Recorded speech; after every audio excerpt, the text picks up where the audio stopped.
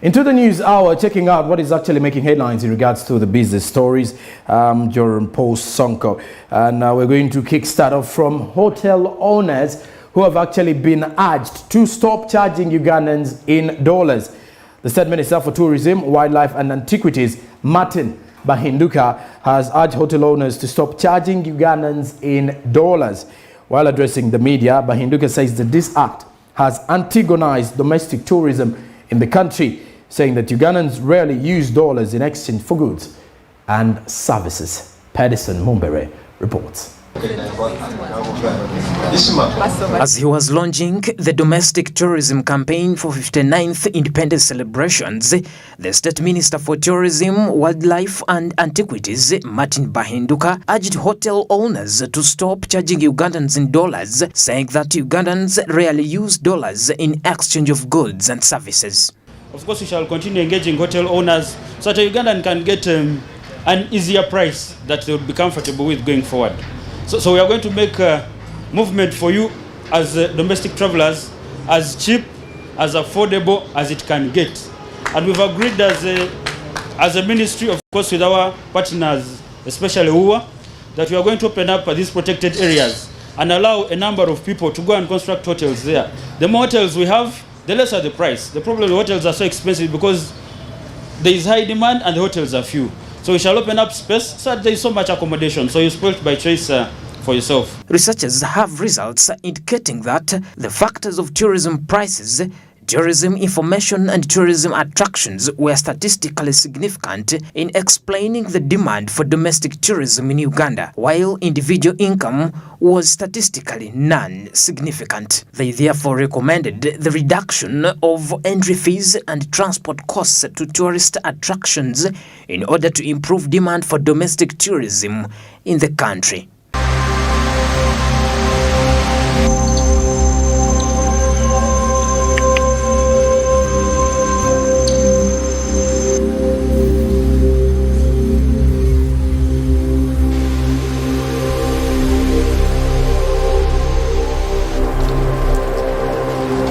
The minister further urged to the Ugandans and stakeholders to desist from politicizing the tourism sector because it tarnishes its image to the international market.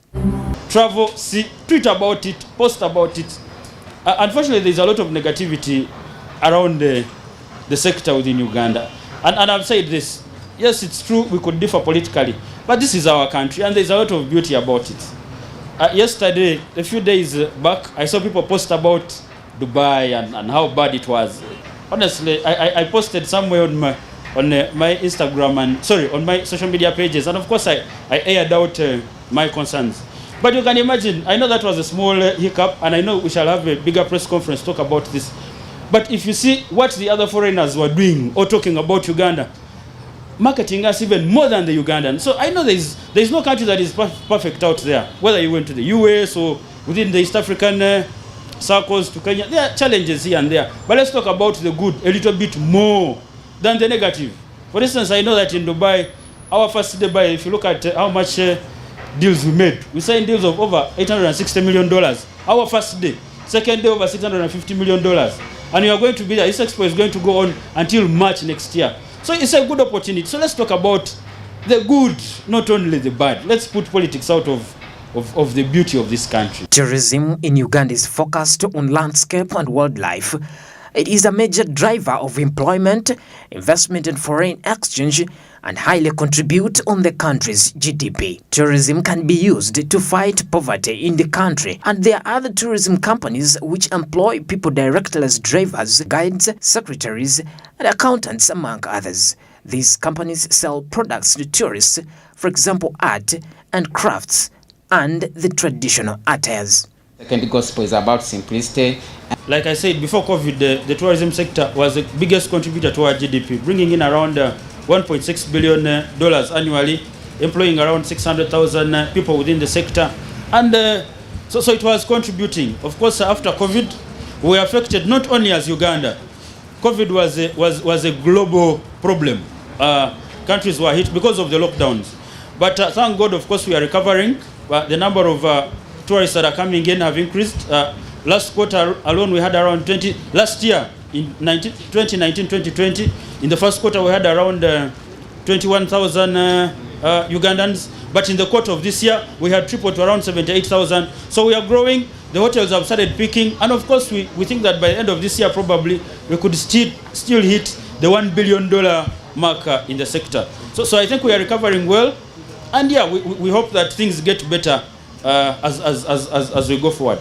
As the Miss Uganda, I'd like so much to encourage the young people out there, the youth in Uganda, that Uganda is such a beautiful country. I'd encourage all of us to see how beautiful we are, how beautiful it is, before we consider going to Dubai and other countries.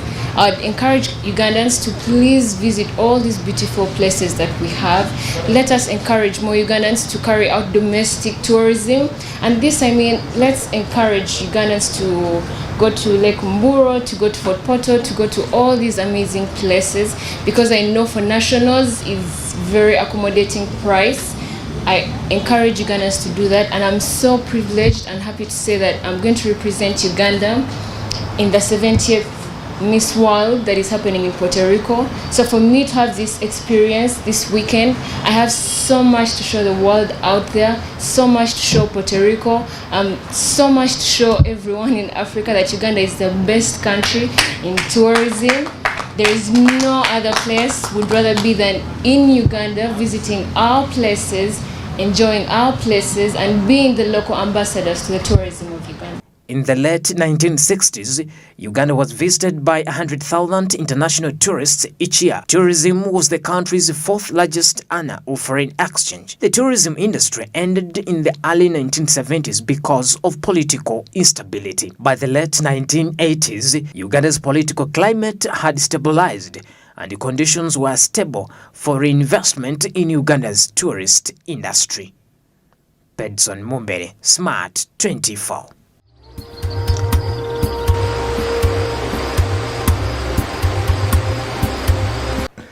Looking back to the journey of independence, 1962, in the late 1960s, Uganda was visited by over 100,000 international tourists each year. The tourism was the country's fourth largest earner for foreign exchange. The tourist industry ended in the early 1970s because of political instability. By the late 1980s, Uganda's political climate had stabilized and conditions were suitable for reinvestment in Uganda's tourism industry. And as 1986, when the NRM government took action, it's the government that we're still having, established more room for tourism in Uganda. Tourism in Uganda is actually focused on landscape and wildlife, and it's a major driver of employment opportunities, investment and foreign exchange as well, and highly contributing to the country's gross domestic product. Tourism can be used to fight poverty in Uganda with the available employment opportunities that are there, which can employ directly. These are people who can actually be employed as directly as drivers, tour guides, secretaries, accountants, as well as those that work for several lodges in the tourism sector, and as well as other people who sell products such as art and crafts that are very enticing when it comes to the foreign tourists. Now, the ministers further called on stakeholders to desist from politicizing tourism sector because it tarnishes the image of the international, and they are their main targets. Because if you put politics in the tourism sector, it makes the environment look unstable in Uganda, or it proves that the security here is not safe for the foreign tourists, which is going to damage the room for foreign exchange. Meanwhile, the minister also called upon the hotel owners in Uganda to stop charging fellow Ugandans in foreign exchange, or mainly in dollars, because this is not a US market, because most of the Ugandans are used to exchanging goods and services using the Ugandan shillings. So it would be better for the hotel owners to charge the foreign tourists in dollars, not the Ugandan tourists.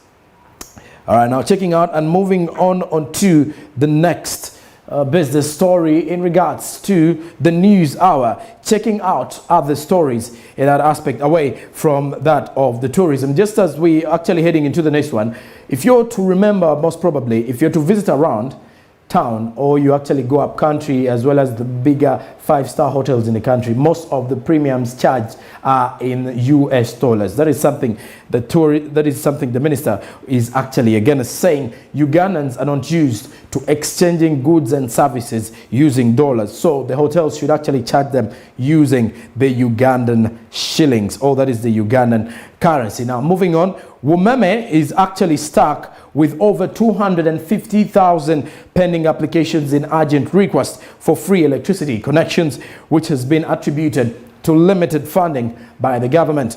According to electricity connection policy, customers pay only 20,000 shillings for inspection, while the government caters for the rest. More of this story. $7 million at IMA.